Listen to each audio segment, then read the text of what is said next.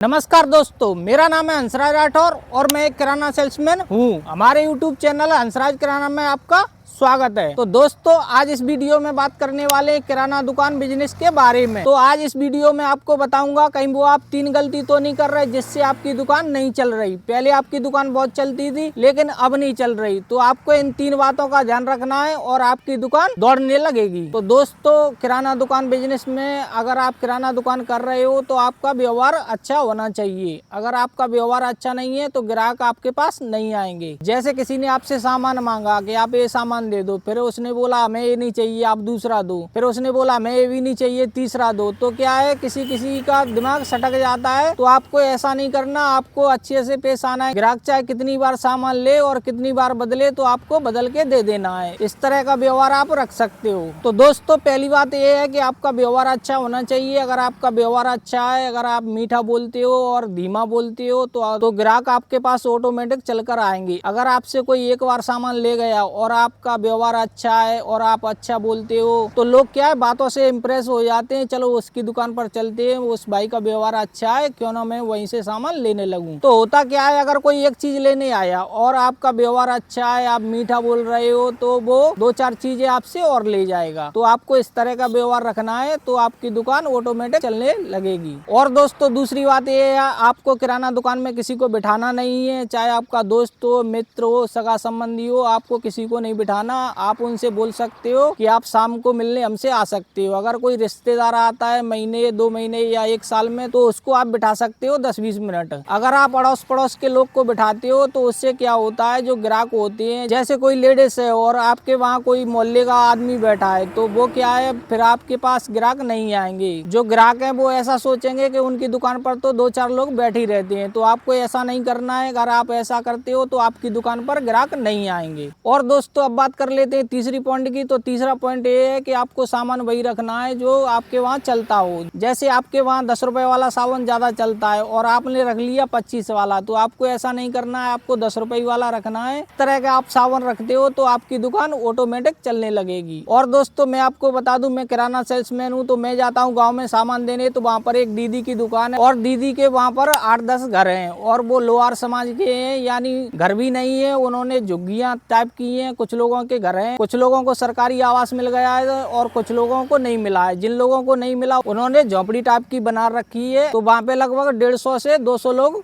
रहते हैं। तो वहाँ पे सबसे ज्यादा चलता है राजश्री। 40 वाली राजश्री बेचती है, तो दीदी 5 पैकेट 40 वाली राजश्री बेच लेती हैं और 2 पैकेट बेच लेती हैं 20 वाली के। तो एक राजश्री के पैकेट में 85 रुपए का मुनाफा होता है और 20 वाली में 65 रुपए का मुनाफा होता है। तो आराम से 500-600 रुपए तो राजश्री में ही बच जाते हैं। और उनके वहाँ चलते हैं बच्चों के आइटम। बच्चे ज्यादा है तो वो मुझसे ही बच्चों के आइटम लेती हैं और 1500 से 2000 का सामान लेती हैं। मैं 2 दिन बाद उनकी दुकान पर जाता हूँ। और दोस्तों, मैं आपको बता दूं, वो कोल्ड ड्रिंक भी रखती हैं। सिर्फ उनके वहाँ थम्स अप चलती है और वो भी 1 लीटर और 2 लीटर में, क्योंकि वहाँ पर जितने भी लोग हैं वो थम्स अप ही पीते हैं। तो उनके वहाँ सिर्फ थम्स अप ही चलती है। अगर वो मिरिंडा या स्प्राइट इस तरह की लेकर आएंगी तो उनके वहाँ कोई नहीं लेगा। तो वो क्या करती हैं, 5 या 10 पैड ले आती हैं और उनके वहाँ पर वही चलता है। अगर वो स्प्राइट या मिरिंडा इस तरह की कोल्ड ड्रिंक लाएंगी तो उनके वहाँ पर नहीं चलेगी। तो आप इस तरह कर सकते हैं कि जो ग्राहक मांग रहा हो वही सामान आपको रखना है, जो ग्राहकों की जरूरत हो, जो ग्राहक की नीड है, आप वही सामान रखो। इससे क्या है, आपकी दुकान